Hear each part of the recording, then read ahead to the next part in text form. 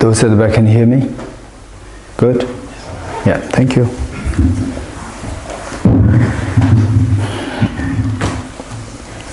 Okay, first of all, it is a great joy for me to be with all of you here. And I've been knowing Maria since several years. And how many of you know about Venerable Geshe Dorji? Raise your hands. Geshe Dorji. Just raise your hands. Geshe Dorji. Raise your hands. Geshe Dorji, who has come to Finland many times, you know. Yeah, some of you know. Okay. How many of you don't know him? Raise your hands. Okay. Just for information, the Geshe Dorji, of course, he is a great inspiration for me since my childhood, and particularly those who know him so well. We came to learn just this morning, and actually he was sick for about a year, a little over a year, and then this year he had a surgery. It went so well, and then Tibet House, where I am working, Tibet House was very fortunate to have him after his surgery for his recuperation there in Tibet House for about, I think, for about a week or two. It was a great honor for Tibet House to have him there. And then after that, his kindness and his aspiration to help others is so intense that he was keen to just be active again, despite the time needed for recuperation. And yes, everything went so well. And then of course, I came to learn that he was, of course, again traveling, benefiting so many people. And recently he was here in Finland. And just this morning, before I came here to this hall, I came to learn that again he was hospitalized for about a week. Now he's out. And let us all pray, because that there's something which is so unique about Geshe Dorji is that tremendous warmth is there with him, tremendous warmth, just wanting to help others. And then you wouldn't believe, if you look at the manner in which he was helping so many people, particularly the people who really deserve the warmth, compassion, benefit, and so forth. He's always there. He's always there. So therefore, let us all pray for his the good health, recovery from his ill health, and that whatever his wishes be fulfilled, accomplished spontaneously without any hindrance. Okay, this is what I'd like to first request you to say prayers for him, and that his benevolent activities flourish. Okay, this is one thing that I'd like to share with you. Then the other thing that I'd like to share with you here is that how this program came into being. Last year, I had a very busy travel schedule, and then because that had it been the case that I'm not associated with Tibet House, then it's fine. But then being in Tibet House, involved in administration, I found that spending so much time just in one stretch is little impediment for the work of Tibet House. So I decided to split the travel into two, with a gap in between. Within this gap, I can be in Tibet House. And this year, we already planned that there's the whole visit split into two, and the gap was kept so that I can go to, I've been Tibet House there, and the gap was filled by Finland.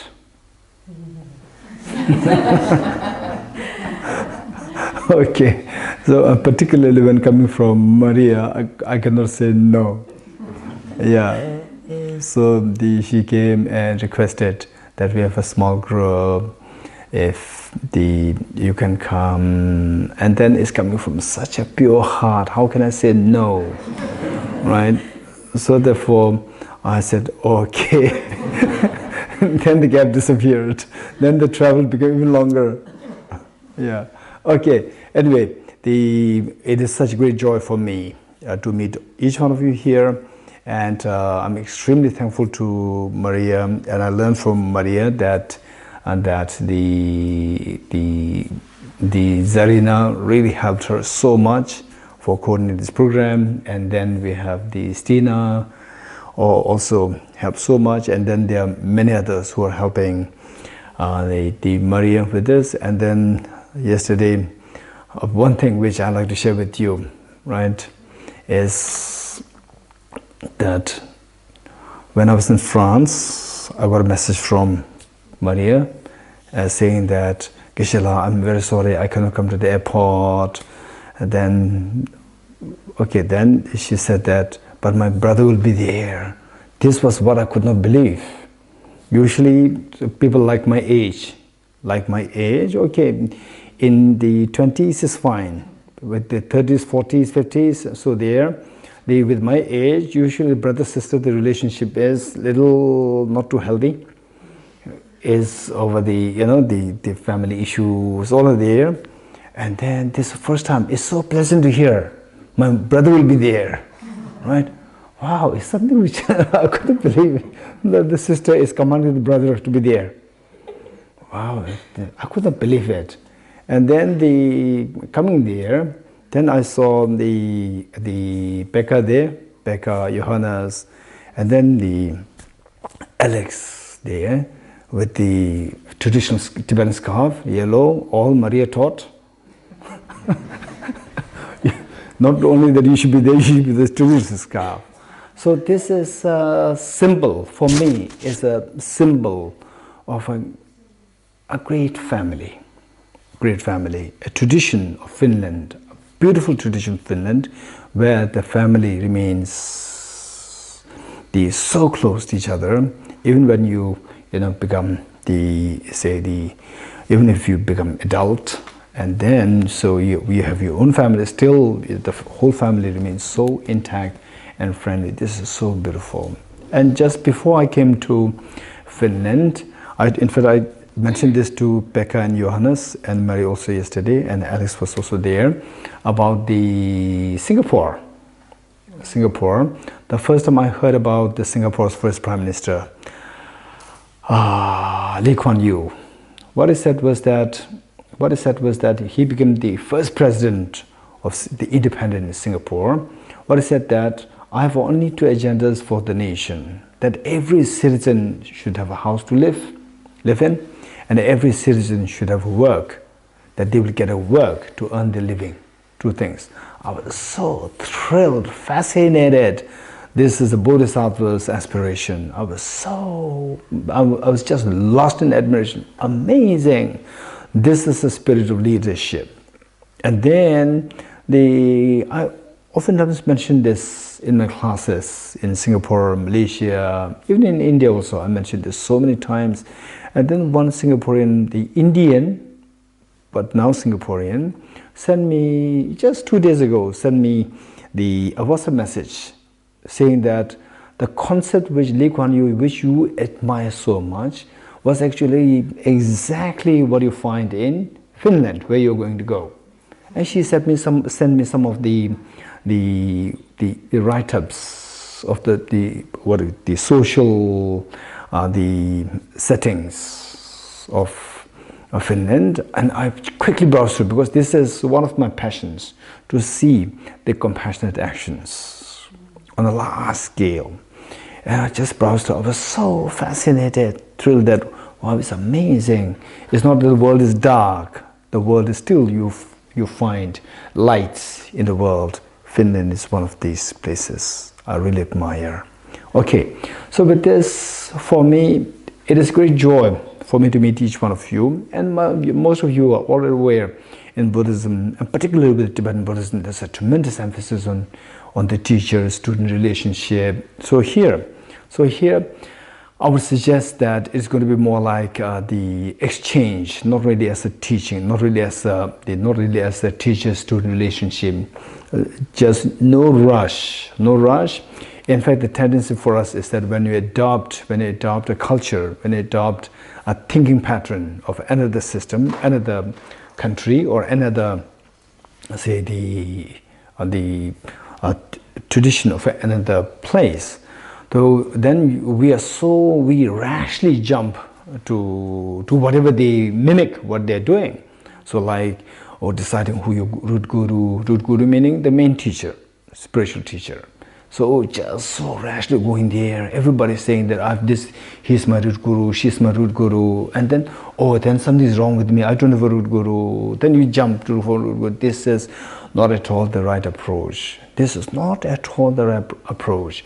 So His Holiness the Dalai Lama, he always advised the people that no rush to look for root gurus, no rush to look for your main spiritual teacher. Your job is study well.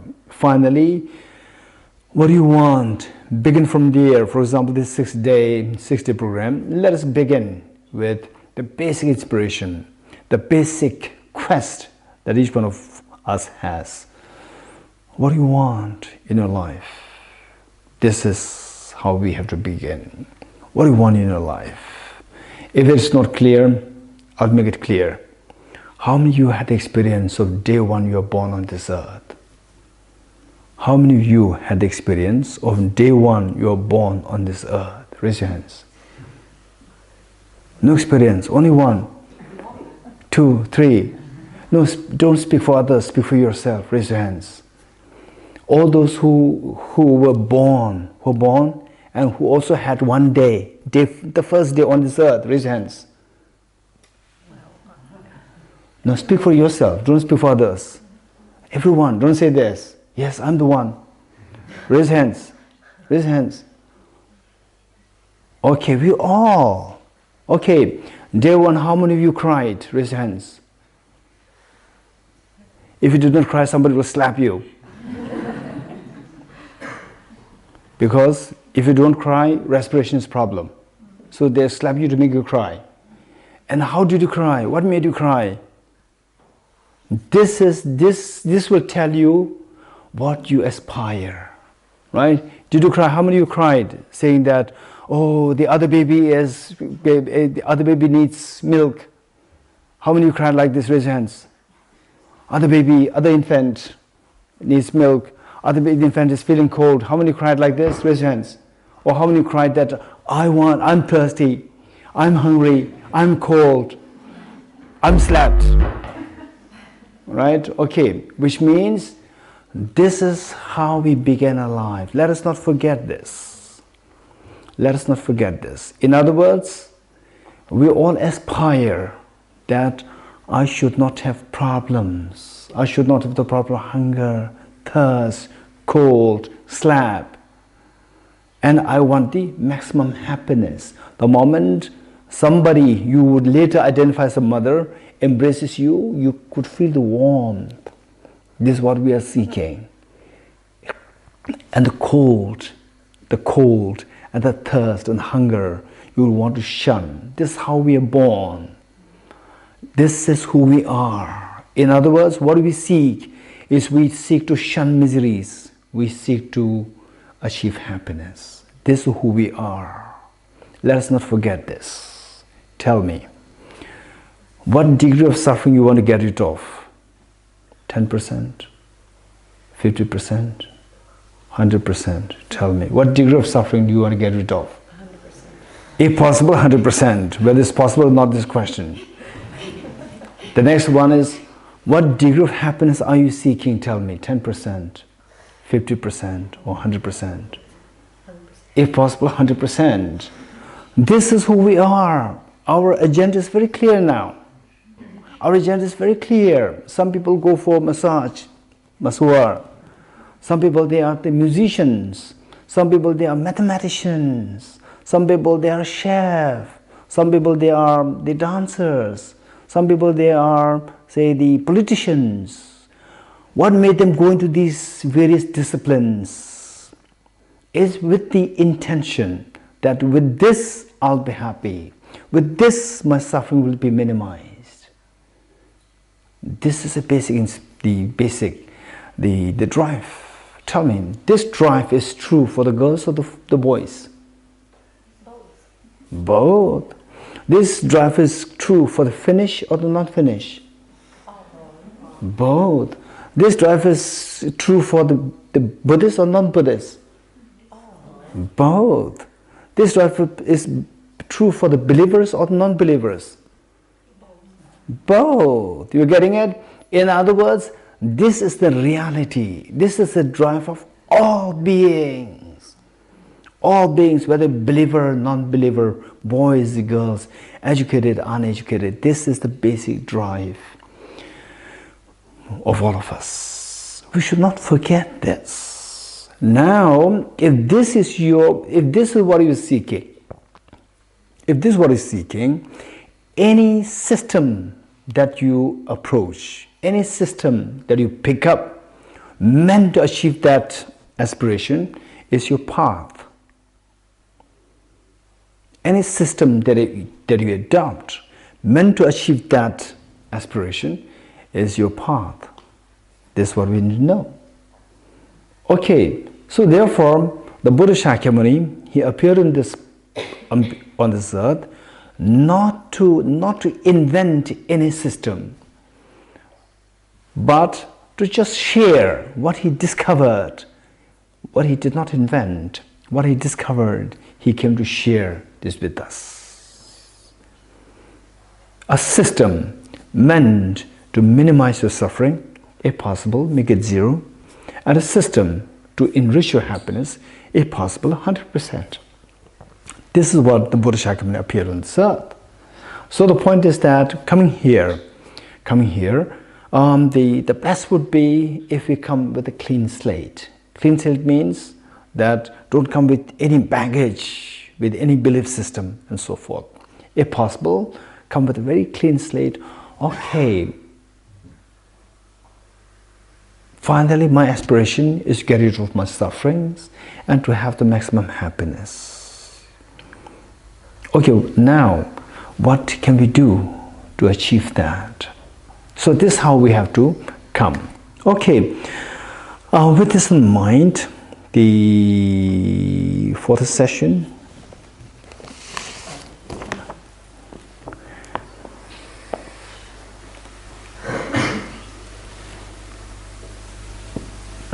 okay, 14th, the 19th, what about 15th, 16th? This is between the 14th and 18th we have this to Thursday. Okay, yes. Okay, so which means our classes always begin at 10:30. Yes. Oh, which means we have only 4 teaching sessions. Good. Okay, so the morning is more like intro. So,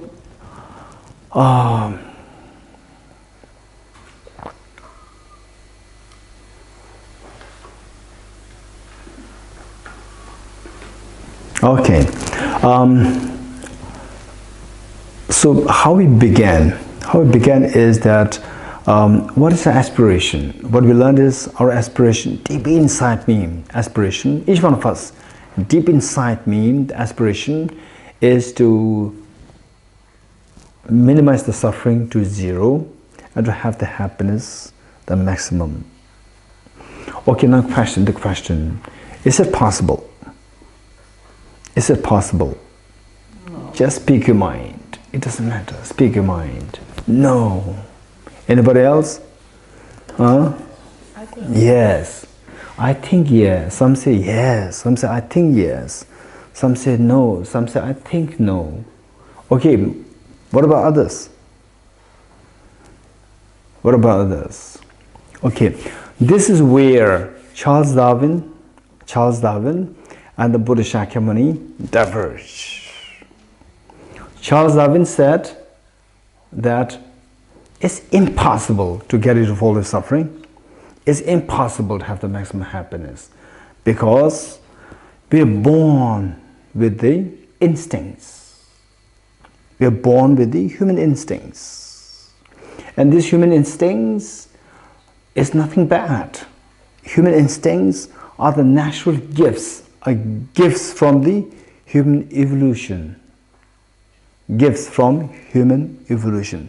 This is the Charles Darwin's view. Okay, 2008, I was in America to work on the book of His Holiness the Dalai Lama, to be jointly authored with Professor Paul Ekman, a psychologist, a renowned psychologist, Professor Paul Ekman, who is in fact respected as the pioneer of the microfacial expression, reading the microfacial expression. How many of you heard about this Professor Paul Ekman? Okay, he's a very renowned psychologist and he has been respected highly for that matter. So once he was coming to India, and I know him so much since 2008.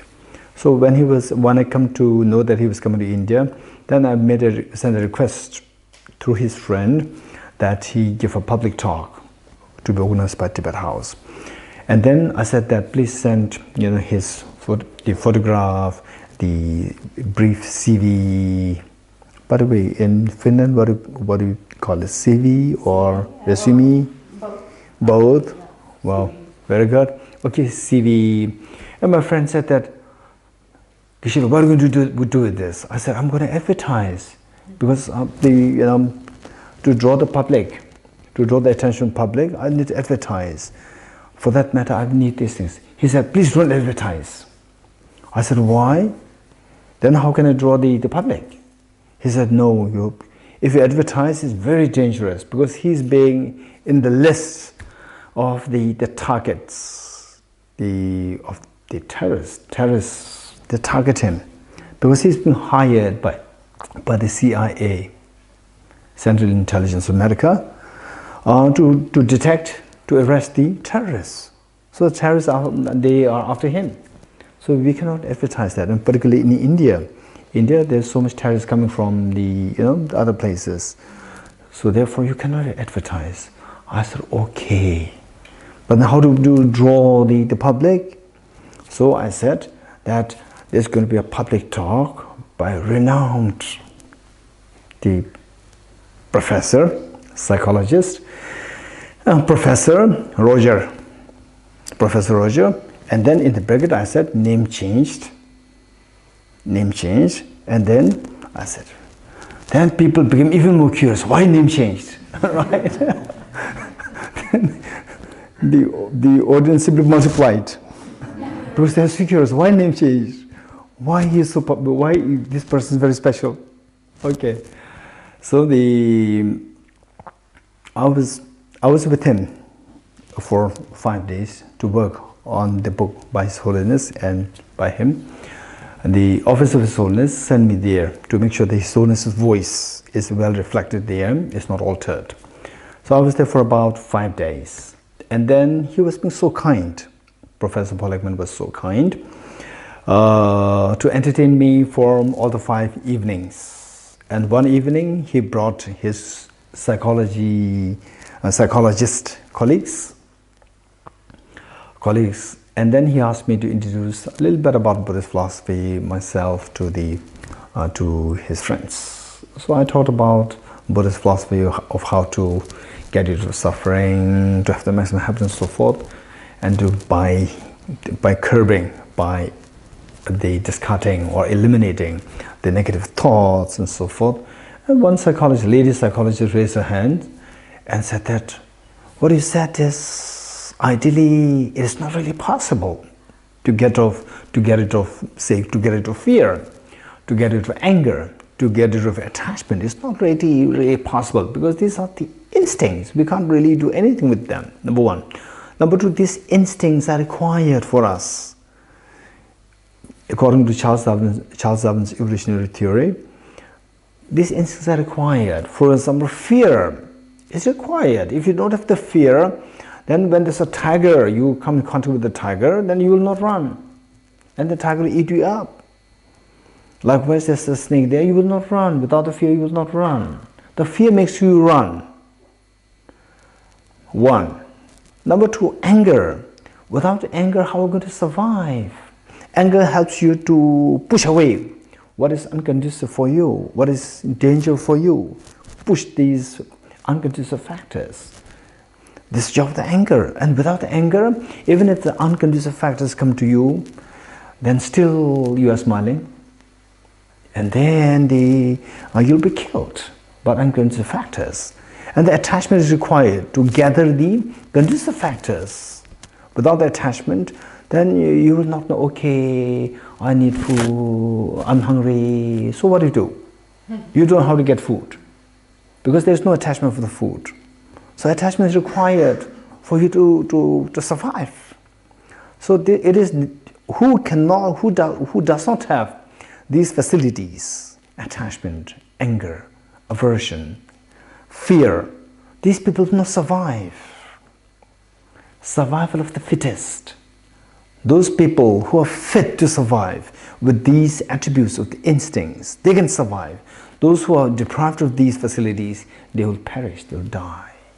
This is how it works. Okay, so from this what we learned is that according to Charles Darwin's evolutionary theory, that the negative thoughts that we have, what we call as negative, according to Charles Darwin, they are not really negative. Although they are not really pleasant also. For example, anger, are you pleasant? Do you feel angry? Okay, the morning you wake up, how many of you wake up in the morning? Okay, today I'm so excited, I'll be angry. I'm very excited, I'll be very angry today. Right? How many of you are looking forward to become angry?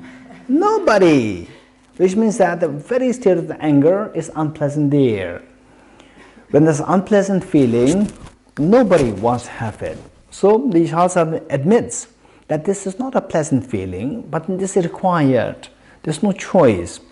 This is what made you survive. Okay, this is one thing. Then say way before Charles Darwin, 2,500 years ago, the Bodhicitta appeared on this earth. And he said that anger, finally your job is to survive. If this is your job, to survive, anger is not necessary.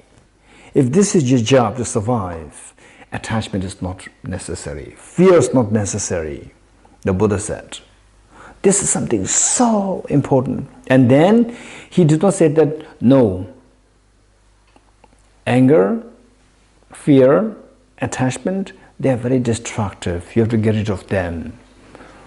Okay, what? Why should I get rid of them? Because they are destructive. How they are destructive? How they are destructive? Because it gives pain in you. It creates problems in the community. But how to get rid of them? No, you have to get rid of them. No, how? I don't know how. Okay, now, why? I know. But how? I don't know. How? No, you have to get rid of them. This is not the Buddha's approach. If this is an approach, no, you have to get rid of them, and not showing how, right? This is not a good system. A good system is where, say, okay, you see the demerit of having these thoughts. Yes, but how to get rid of them? Then there must be the answer. If the answer is not satisfactorily given, this is not a good system. So the Buddha, because that the how comes into being, then the psychology, a very profound, vast, very sophisticated psychology came into being. So therefore in Buddhism, there's a tremendous emphasis on the psychology and tremendous emphasis on the philosophy. Okay, so this is how we begin. We begin, and then this morning I was discussing, because this retreat is the Bodhicitta retreat. And the first Bodhicitta retreat we began was in the 2013. And this, I think, is the 17th. 17th in the series. And then I asked Maria, this retreat, it is usually the first retreat we had was for like whole 15 days. And whole 15 days, of course, we cover lots of materials. And then I asked Maria, what do you do? Should I cover all the materials? In just 6 days. If I have to cover all the materials, I have to compromise with the details. If I cover the details, I have to compromise the vastness. So I told Maria, you choose. And then Maria said that, Maria actually put it very nicely, that the Finnish people, they are very intellectual. This is how she began. Finnish people, they are very intellectual, meaning that their mind is very sharp. Okay, their mind is very sharp, which means that I should speak more on emptiness. Okay, the philosophy side. Okay, now the point is how the philosophy came into being and why the philosophy. It is not just how.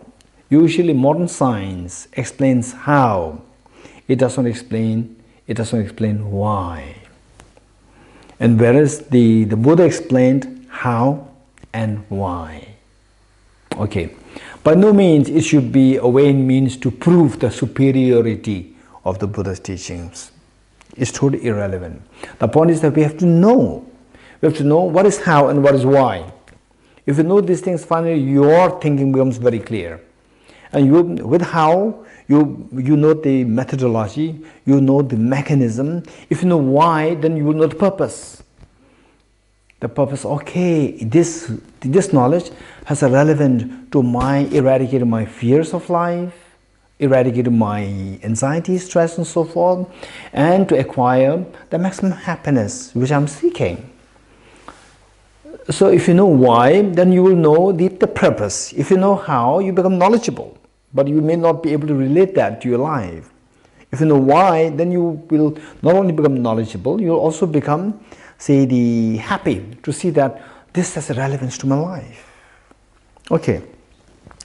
While I was traveling from Vietnam to Italy, Vietnam to Italy or Italy to France?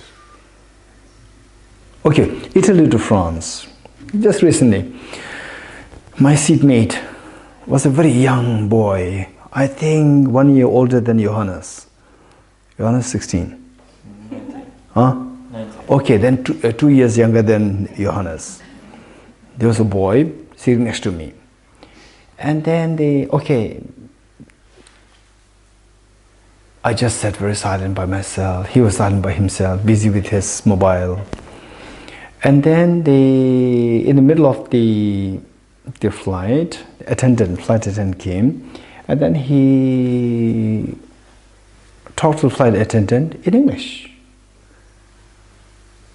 Either I thought that he was going to speak in Italian, because we were flying from Italy to France, and he looks like Italian, but he spoke in English. And I said, where are you from? He said, I'm Italian. Why do you speak in English? Why not Italian?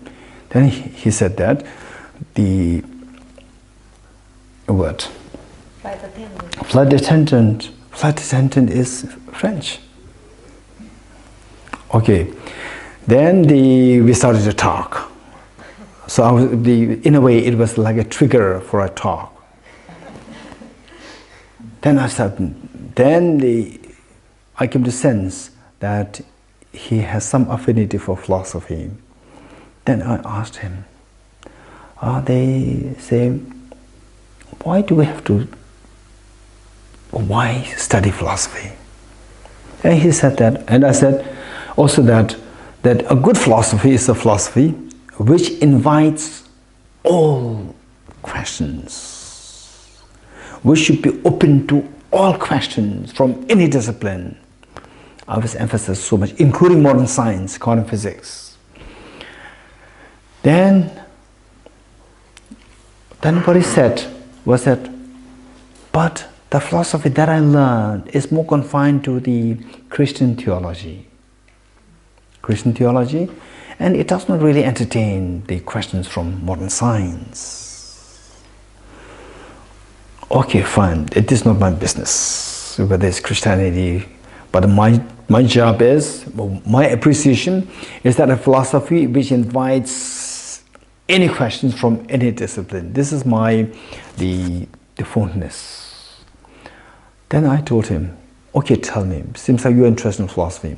Tell me, what's the benefit of studying philosophy? Okay, guess what he said. He said that it'll make you knowledgeable, number one. Number two, it'll make your thought processes very clear to express things very clearly to other people. Then what else? That's it. To make you knowledgeable. And then when you speak with other people, you can express more clearly. You can articulate your thought process. I said, okay, now see, there may be other purposes as well. For example, say the morning you wake up, and say if you like cheesecake, the morning you wake up and mother brings the cheesecake for you, right? Wow, it just elates your mind. And say you hate plain cakes, and the mother brings a plain cake. The moment you see it, it will simply make your mind go down, right? Feel so bored, unhappy. So they just finally, what do you want? I want happiness. I don't want suffering. And this happiness and suffering, these two are the resultant states. And this is determined by seeing the cheesecake, you're happy. Happiness is triggered. And seeing the plain cake, then the feeling of boredom seeps in. So look, your state of mind does not have the freedom. You are happy, not happy, is determined by the cake. You don't have the freedom. So if you know the cake situation so well, so to know what this cake is, what this object is, to know so well, then on that basis, you can manipulate your happiness.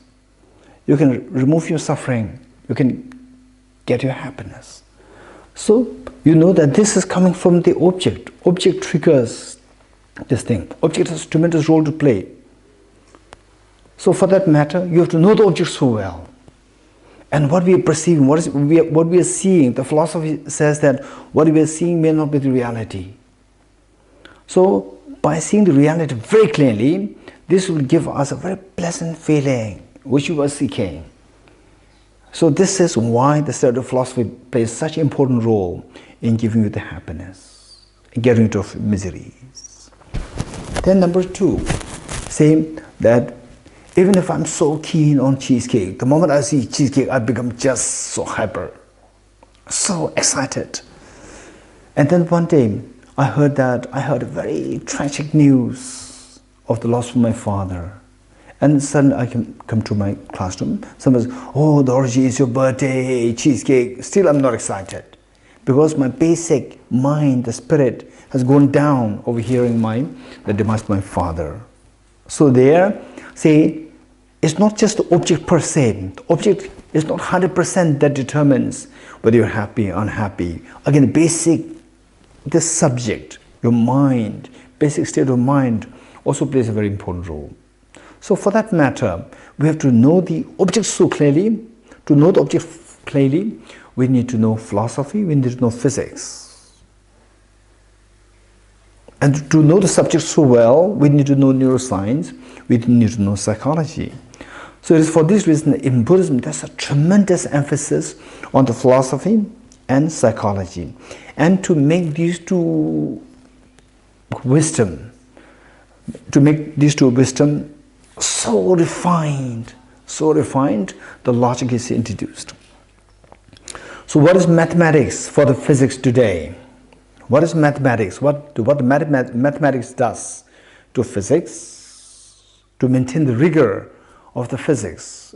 Physics without mathematics, the rigor is not there. So in order to maintain the rigor of the physics, the mathematics must be there. So what the mathematics does to maintain the rigor of the physics, the study of logic does to keep the philosophy and psychology very rigorous. So in Buddhism, there's a tremendous emphasis on the study of philosophy, psychology, and the logic. Okay. And then this young boy, I was so impressed. He was just like 70 years old, and yet he was so impressed. Wow, I did not hear this before.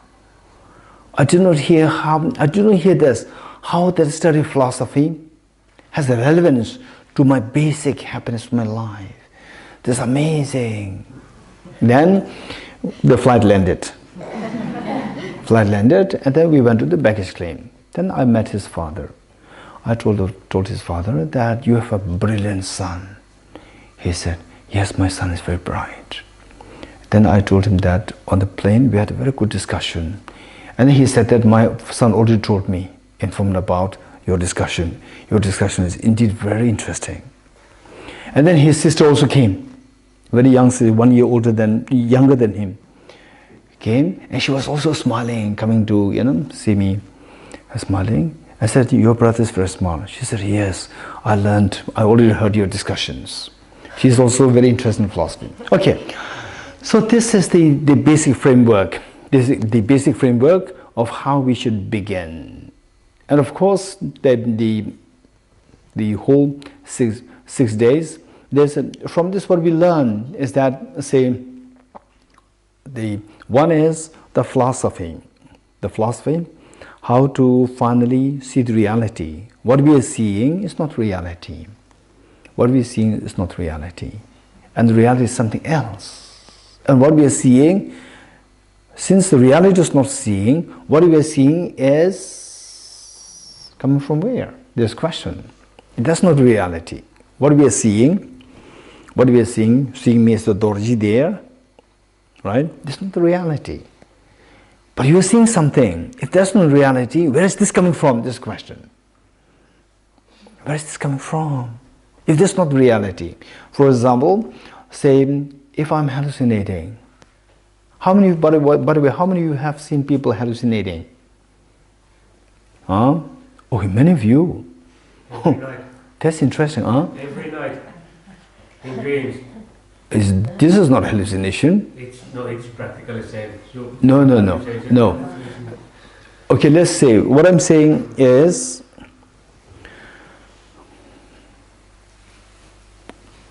what is a cheesecake?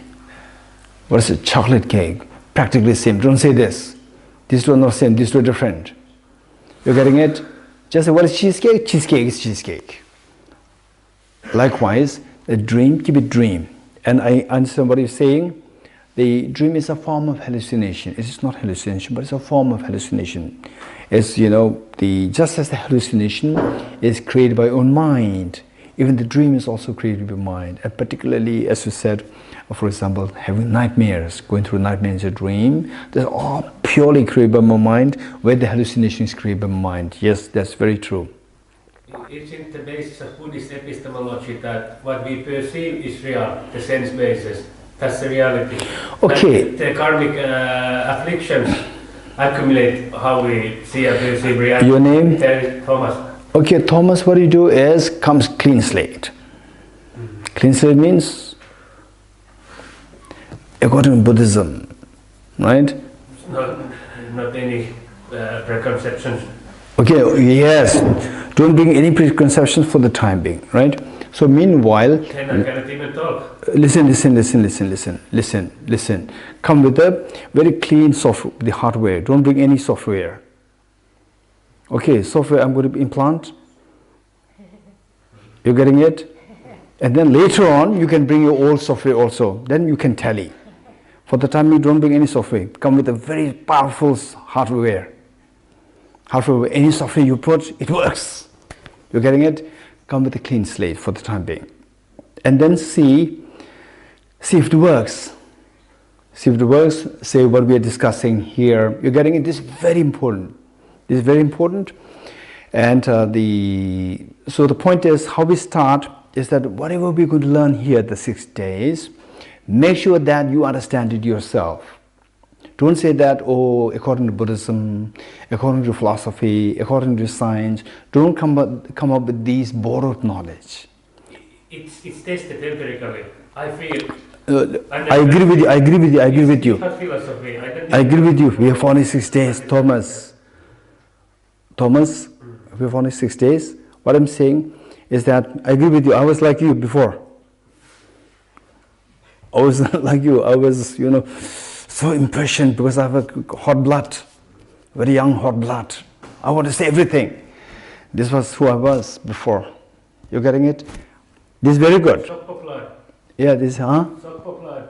Sopa blood. What is sopa blood? Sokpo. Sopa blood. Sopa means stubborn. Mongol. Sokpo. Okay. Sopa, there are 2 meanings in Tibetan. One is Mongol. One is stubborn. I was also stubborn.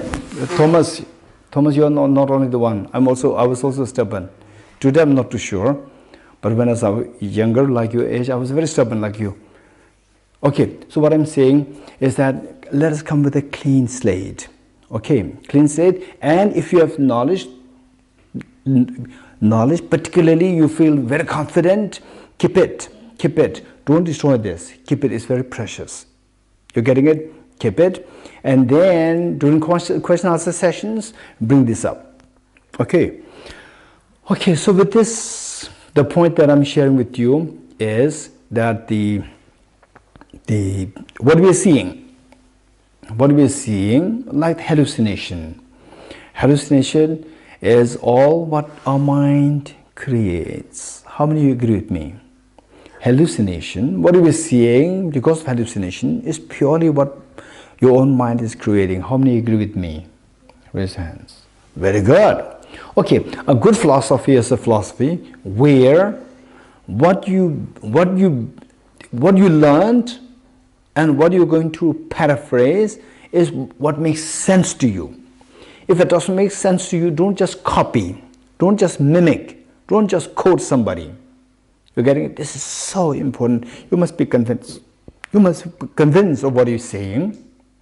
This is very important.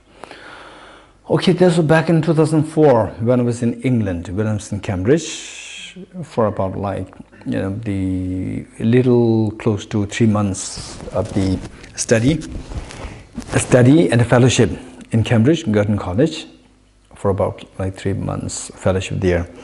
And there I met a physicist, a very brilliant physicist. And he is very difficult to talk to. Nobody can talk to him, right? Nobody dares to talk to him. The moment you talk to him, the moment you say one sentence, he will say there's internal contradiction there. Nobody dares to talk to him. I don't know how his wife is talking to him. I don't know. Anyway, his wife's thinking is very different. Very different, luckily. If these two are in the same wavelength, his wife cannot really talk to him. One sentence, finish. You said there's internal contradiction. Then he feels so bored. Okay, this is who he was. So he said that in this world, he was telling me, in this world, only physics is education. Okay, how many are from physics? Raise your hands. Undergrad physics, raise your hand. No one. Including me, no one. So which means that we are not from education. He said that only physics is education in this world. Thomas, you are not from physics. No, I'm a logical positivist. They believe that you can... No, just say yes, no. This is my question. Just say yes, no. No. Stay there, right? Stay there. So, okay. Then I told him, why? Why only physics education? Thomas, listen what he said. Why only physics education? He gave a brilliant answer. He said, only physics allows you to have a critical thinking. All others are imitation of the earlier teachers. Wow. Then I told him, okay, now I'm relieved. If this is what you say, otherwise you are making a blunt statement without any support. At least you give a reason. I'm relieved. I said, listen to what the Buddha has to say. Then I quoted the Buddha.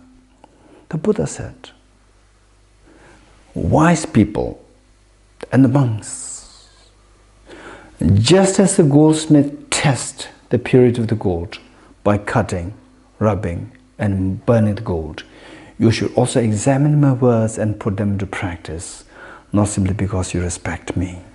I quoted this. Then he remained silent for a few seconds. Then he said, "Oh, the Buddha must have been a great physicist."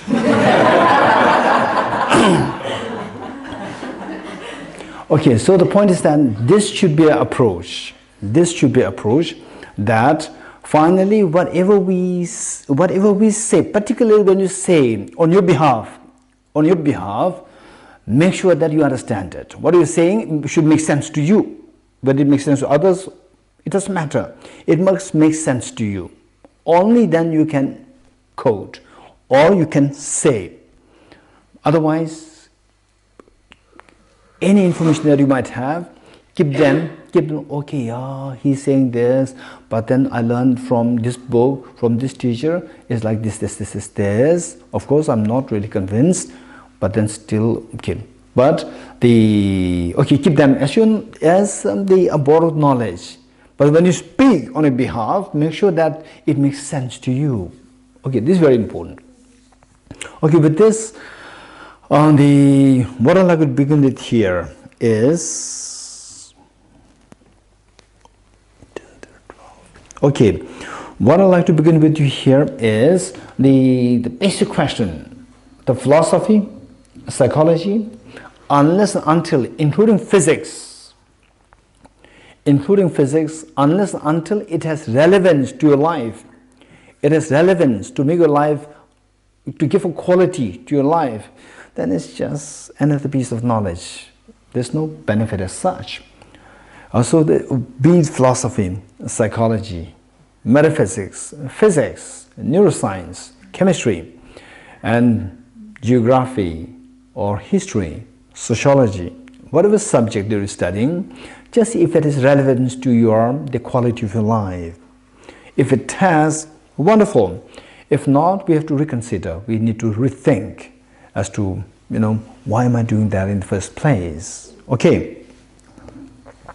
So with this, the basic question that we came out, okay, this, keep in mind that it's going to be like an interactive class. The remaining 6 days is going to be like interactive class. Sometimes I may ask questions to you. I may invite questions from you, right? Okay. And meanwhile, keep in mind that if you have questions which may not be directly relevant to what I'm talking, then be patient, keep them with you. And later on, we have questions sessions. I'll be very happy to entertain those questions as well during the allocated times. Otherwise, say if there's one point which I said, terminology, it can be a terminology problem. It can be problem of hermeneutics, problem of the semantics. So then feel free to ask me, okay, you said this word, I do not understand it, what is that? Whatever clarification you require on the spot. Don't hesitate. Just bring them up and ask me. Otherwise, if your questions related, but if it does not really, without understanding of which, does not really hamper you understanding what I'm talking, keep these questions for the later discussions. One. Another thing is that the group discussions, which the Maria so kindly allocated the group discussions, the different groups. During the group discussions, what I would suggest is that I would suggest people who are already introduced to Buddhist philosophy or modern philosophy, physics, and so forth.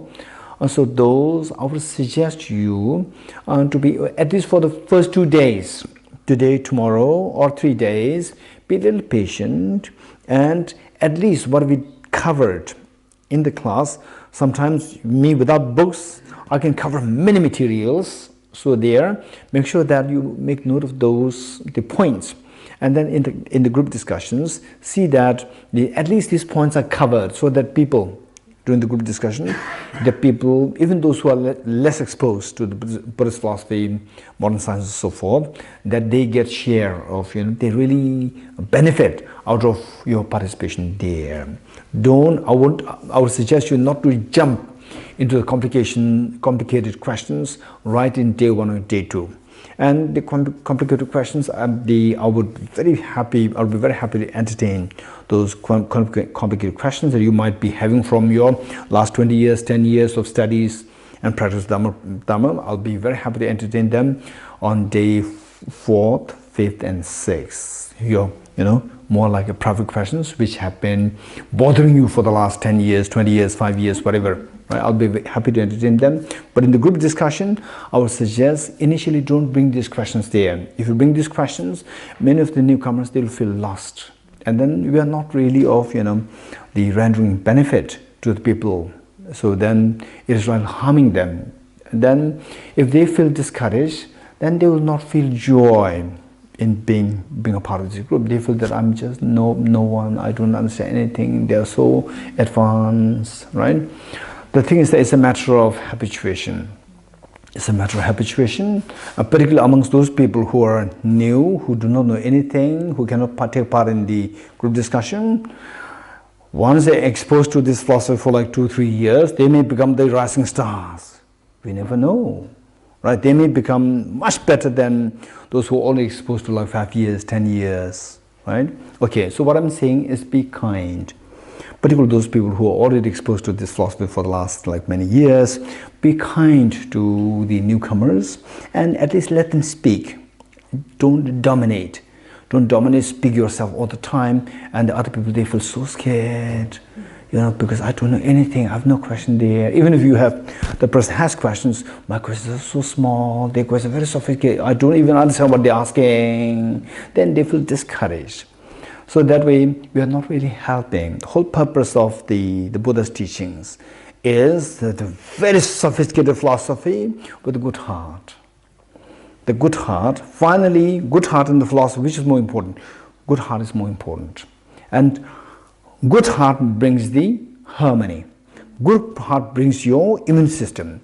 Good heart makes you happy. And how to bring this good heart? Good heart has 2 kinds. One is intense good heart, and the other one is profound good heart. There are 2. These 2 are very different. Intense good heart and profound good heart.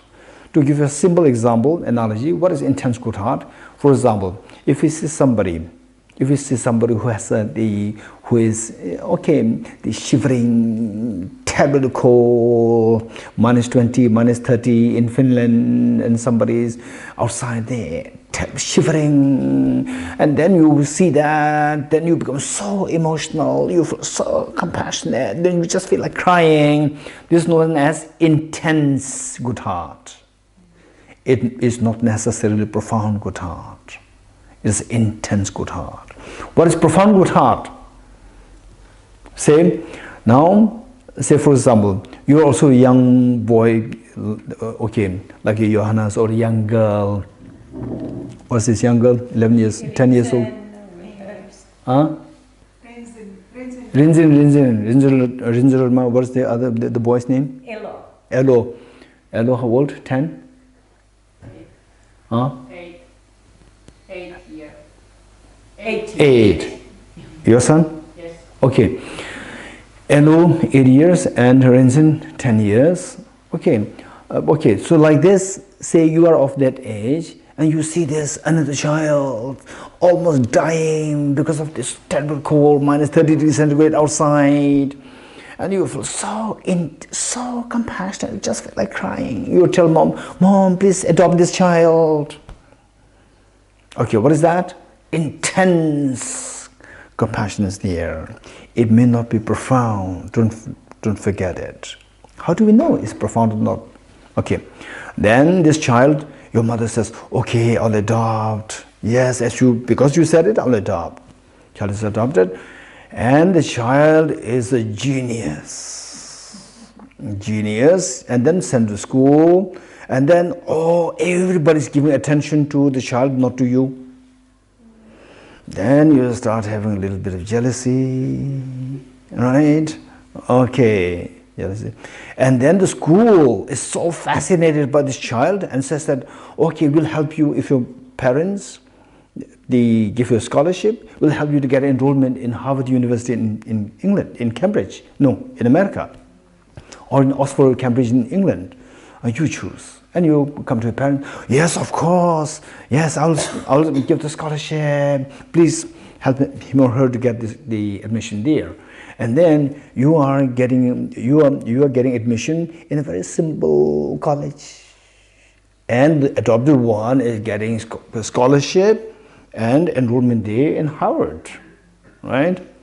And you are in a very simple college, not a good college university in the Finland, but a very simple one. And if the feeling is that, wow, I'm so proud of my brother, I'm so proud of my sister that she got admission in Harvard, then I don't really care about where I am. I'm so proud of it. If this is what is happening to you, your compassion is not only intense, it's very profound. Profound means, it is on the surface. There's a fire on the grass. Fire on the grass from the outside is so scary. The moment you go there, the fire is gone. Nothing's left there. It's very shallow. Likewise, compassion can be very intense on the surface, but it can be very shallow, right?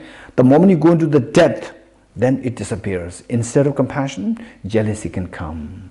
That is the indication that the earlier compassion, which otherwise seemed to be so intense, is very shallow. You're getting it? Okay. Now the point is that finally your compassion and the love, somebody who is so loving, so caring towards others, that is the happiest person. And yet, that compassion is various degrees of profundity. Some are very profound and some are very shallow. Okay, so what makes the compassion very profound is the philosophy. So the philosophy should be the ground for the compassion, not the compassion as the ground for the philosophy. Even the philosophy that we're going to study in the group discussions, with this rigorous exchange of philosophy and so forth, finally what's the purpose? If this makes you a very unhappy person, right? We just try to suppress the other person. You don't know anything. And then the other person will not like you. And then you meet the other person during lunchtime. Other person will feel a little, sadness to see you. And you see that nobody loves me. So what's the point of your philosophy? Your philosophy makes you unhappy. The philosophy is the ground for your happiness, for your compassion. Compassion is ground for your happiness. If the happiness is not growing out of that, this philosophy is harming you. If without the philosophy, you come here, everybody will smile at you like what they do to other people. Now with your philosophy, everybody stops smiling at you, which means that the philosophy is harming you.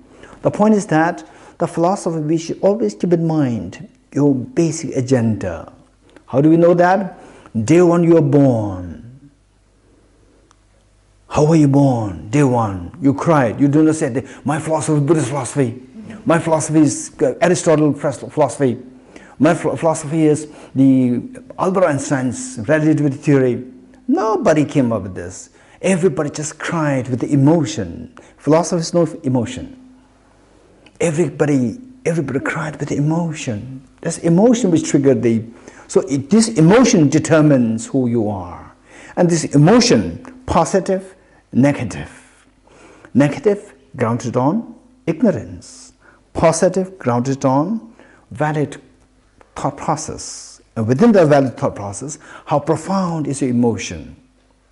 Some very profound and some very shallow, that is determined by the basic, the philosophy. Even the physics is a form of philosophy. Even the physics is a form of philosophy. Philosophy with mathematics, that is physics. Philosophy with mathematics and substantiated with experiments, that is physics. Again, it's a philosophy. So the philosophy, that philosophy very profound, then your happiness is very profound. So finally, let us not forget that for me, the philosophy, my happiness is number one.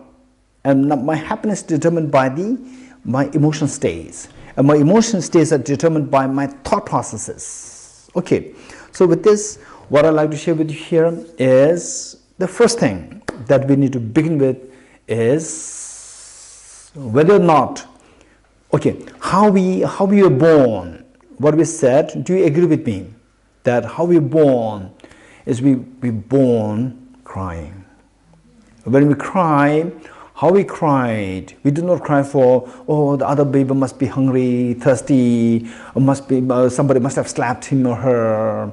We did not cry like this. We cried, I'm hungry, I'm thirsty, okay, I'm cold, feeling cold. This is how we cried. So, which means that this emotional state, these tears come when you become emotional. Tears come when you become emotional. When the philosophy is very profound, it can make you very emotional. Some people, when they see the awe of emptiness, wow, it's amazing. This is the reality which I've never seen before. This is reality, right?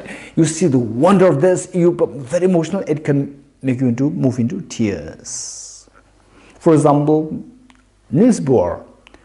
Niels Bohr, who's Niels Bohr? One of the greatest scientists of quantum physics. What he said was that, look, you tell me, say when you're shocked by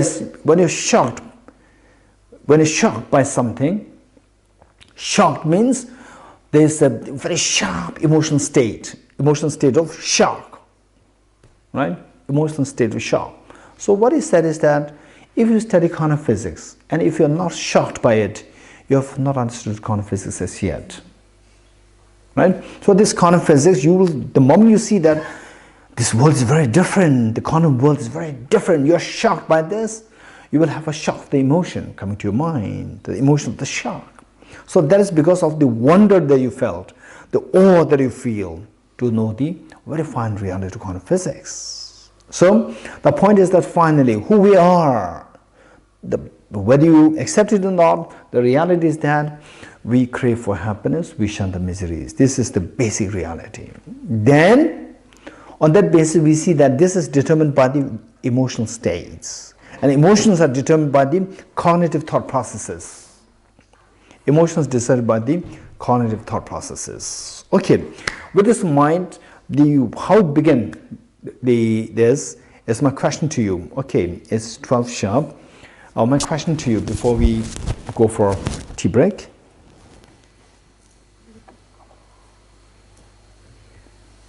Yes. Oh, group discussion just half an hour. Yes, that was the schedule that Nicola sent me. Okay, so that we can redo. Don't worry. Okay. So this was because of some reasons. Yeah, we can redo. Okay, so my question to you before you retire for tea break is that we were born crying. Why were we crying? There is a principle which governs what made us to cry. That principle within us, which is common to all of us, is that I want happiness, I don't want suffering. Do you agree with me or not?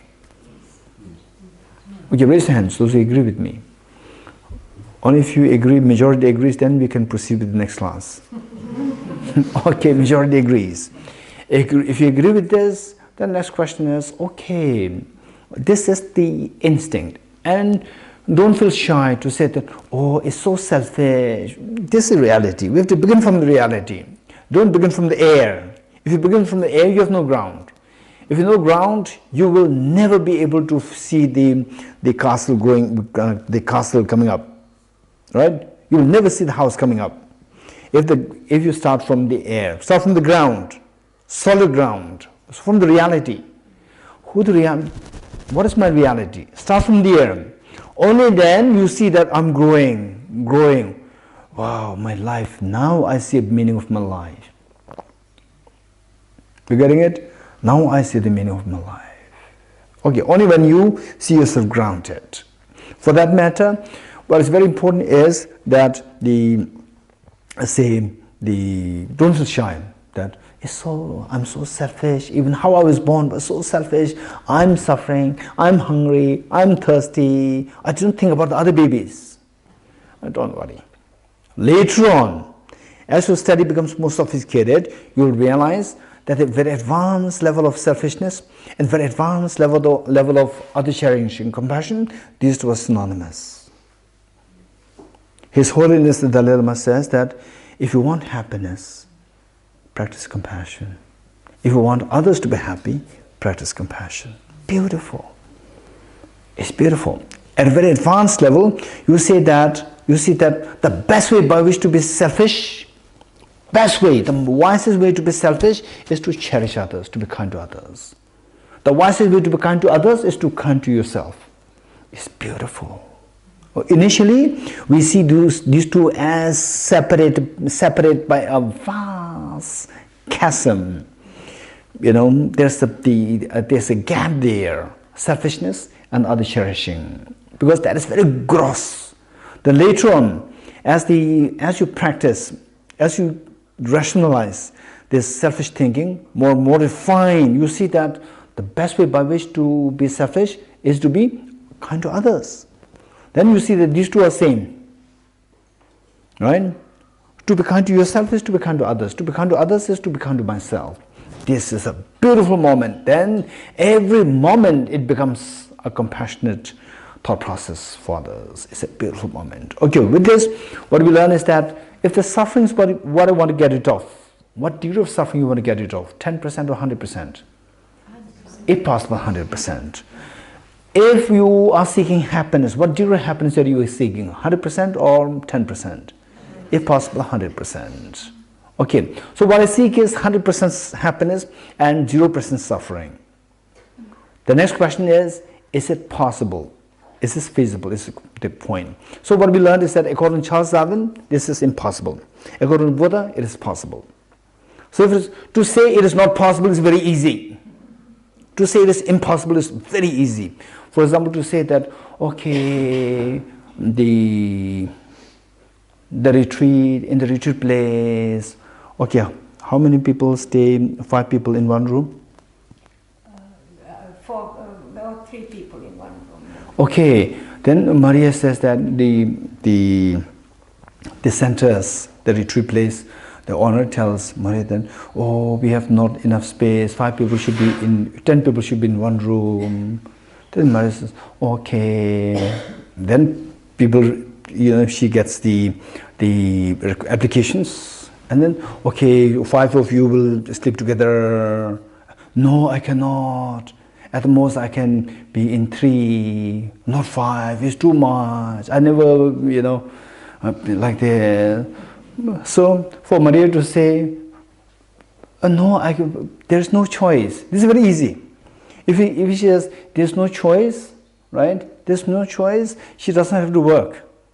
She can say, there's no choice. I'm very sorry, right? But if she says, okay, I did not know that. I'm sorry. You want to be maximum 3 people, not 5. Okay, then I will see if there's a possibility. To say I will see it's a possibility is hard work on her. Again, she has to go back to the owner. Whereas if you say, no, it's not possible, she doesn't have to go to the owner. You're getting it? It's very easy to say no. To say yes is difficult. Because only when you learn how to say yes, then your mind will become active. How to make it happen. When your mind becomes active, then you learn, you grow. You're getting it? So therefore the question is to say that, oh no, these negative thoughts cannot be removed, full stop. It's because of which Charles Darwin talked a lot about human evolution, but the study of the psychology is very limited. Whereas the Buddha said, yes, it's possible. To get 100% happiness is possible. To get out of suffering completely is possible. To say possible is not easy. To say yes, how possible? This is the next question. If you say no, it's not possible, nobody will say how not possible. Nobody will ask, right? So when Maria said no, it's not possible, at the most people can say, I'm sorry, then I will not come. Finish. That to help the people number is going to be reduced. Whereas to say yes, people will be enthusiastic. People will feel you hard. And it is not easy for you. You have to go to the owner, talk to the owner. And the owner says, no, it's very difficult. Is there possibility like this, like this? She can give all these options. Oh yes, it's possible. Sometimes also possible. Yes, it's also possible, right? Okay, in tennis, then the people can be more private, Oh, that's also possible. All possibilities come into being because the mind becomes active. Because of compassion. If the basic compassion is missing, it's so easy. The best way to say is, if you don't want to do it, the best way to say is, it's not possible. You will not grow. Others will not benefit it. So the Buddha said, yes, it's possible. Because to say yes, then people ask how. The moment the Buddha says, somebody asks the how, then the Buddha has to explain on the basis of the psychology. You're getting it? So the Buddha said that this happiness, infinite happiness with zero suffering, is not outside. It is within each one of us. It's already there within each one of us. Whether you're Buddhist, not Buddhist, no, only if you're a Buddhist you have it. Non-Buddhist, you don't have it. This is not the truth. This is not the truth. Everybody has it, whether you are a believer of Buddhism, not believer of Buddhism, even if you don't believe in any religion, even in you have this potential. The seed of the perfection of happiness, seed of the perfection where the suffering is zero, it is there within you. Right? How do you know that? This next question. I know you will ask this question. How do you know that? This we will do after the tea. Okay, tea break. And at what time do we resume? Okay, so today we will follow this, and then this same schedule. Today we will follow this, and this evening, two of us will sit together, rework on this. This schedule because